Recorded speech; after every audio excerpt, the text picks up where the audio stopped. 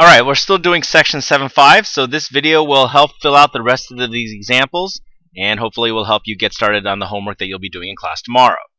So we're trying to graph parabolas with the form y minus k equals a times x minus h squared, and today you're going to learn how to find the vertices and axes of symmetry.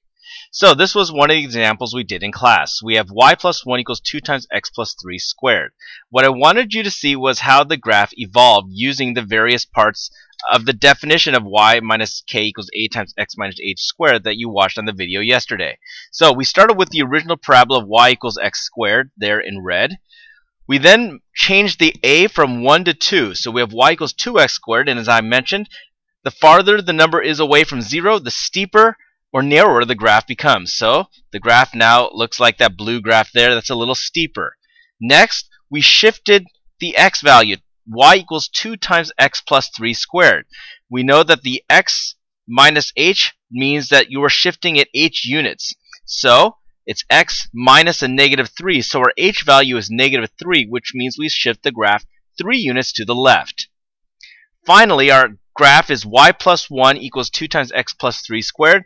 It's y minus k. We shift the graph k units in whichever direction that it tells us to. So this is y minus negative 1, which means we shift the graph down 1 unit. So that green thing represents this graph, but I wanted you to see how the graph changes. We start with the ordinary parabola. We see it get narrower because of the coefficient of 2. Then we see the 3 unit shift to the left for the x plus 3 and the 1 unit shift down for the y plus 1. For example 2, we can do the same thing. We start with our y equals x squared. This time, I told you to do the negative x squared. Remember, if your a value is negative, the parabola is going to open downward. So there is y equals negative x squared. Now, we have y equals negative times x plus 1 squared. That means we're going to have a shift of h. H here is negative 1, so we're going to shift this blue graph 1 unit to the left. So that's the purple graph. Finally, y minus 3 equals negative x plus 1 squared. So here, k is 3, which means we're going to shift this purple graph 3 units up. And there's our final graph. Example 3. Find an equation of the parabola having vertex negative 1, negative 2, and containing the point 2, negative 5. So we know that the vertex is negative 1, negative 2, so our h is negative 1 and our k is negative 2. So we're going to substitute all these values into an equation for the parabola and solve for a. So this is our equation. Y minus k equals a times x minus h squared. We're going to plug in the values of negative 1 for h, negative 2 for k. We'll plug in the point x for 2 and negative 5 for y, and that goes there, and you just solve for a. So it's very similar to when you were looking for the equation of a line given a slope and maybe a point on the line. So you eventually solve for a, and you get a is negative 1/3. So therefore, our equation is y plus 2 equals negative 1/3 x plus 1 squared. We know our vertex is negative 1, negative 2, so you just put those in and you convert the negatives to a positive. So that's all you do. You plug the vertex in, you plug your point in, solve for a, then write your equation with the new value for a. Using intercepts. The intercepts of a graph make graphing a little easier, just like we did with a line. So you can set x to 0 and find the y-intercept. You can set y to 0 and find the x-intercepts. A parabola might have 0, 1, or 2 x-intercepts. And if you go back to look at 7.3, remember when we have real roots, double root, and no real roots or imaginary roots? That's basically what you have. It can intersect the x-axis no times, 1 time, or twice. Let's take a look at number 4. Find an equation of the parabola having vertex 2, negative 3, and y-intercept 9. So this is very similar to example 3. We know the point because the y-intercept tells us that the point has to be on 0, 9. So we have our vertex 2, negative 3, so our h is 2 and our k is negative 3. We have our y-intercept at 0, 9.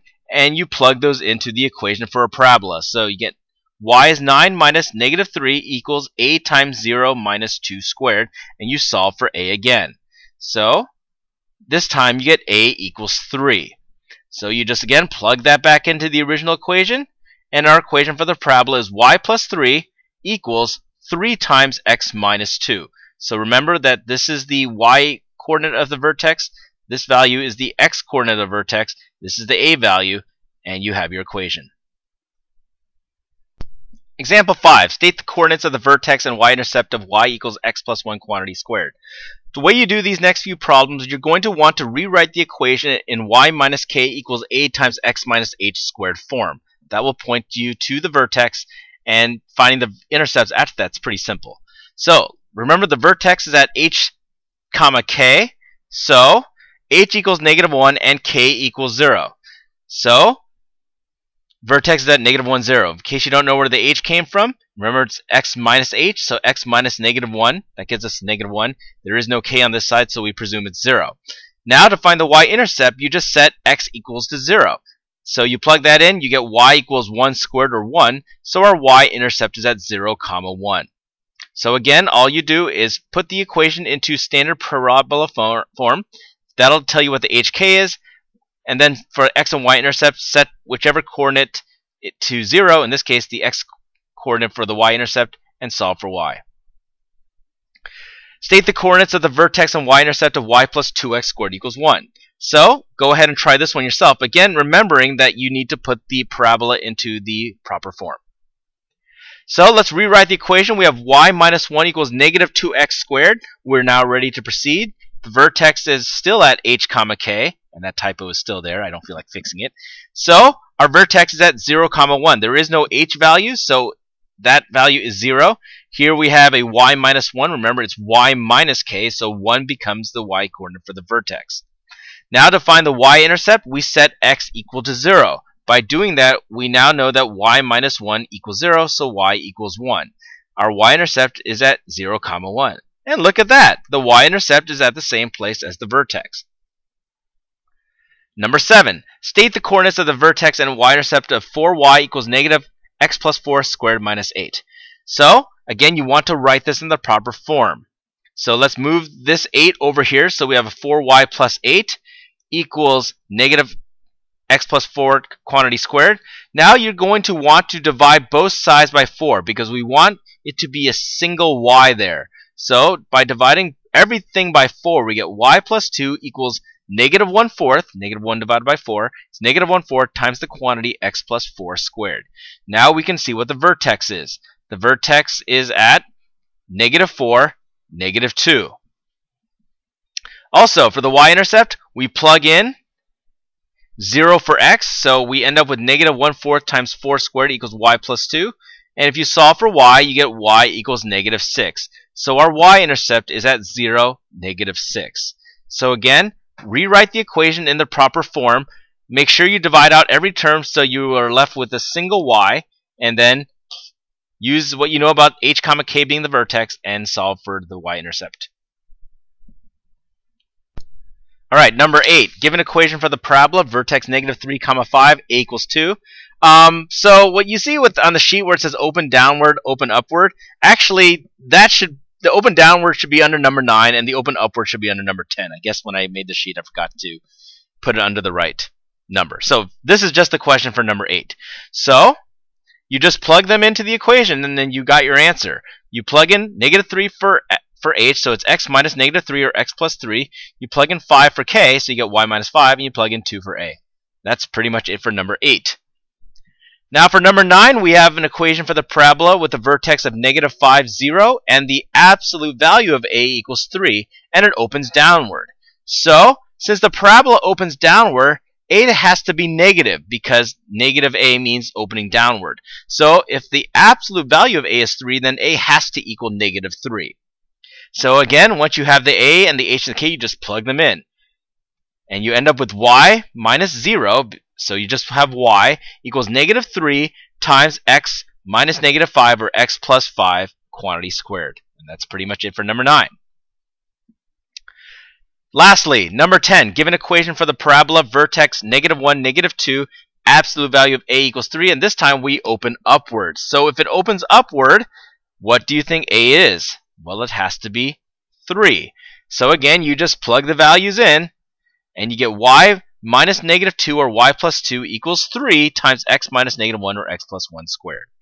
So It starts out with a lot of graphing, making sure you understand how to shift. Then, actually, I can advance to the next slide.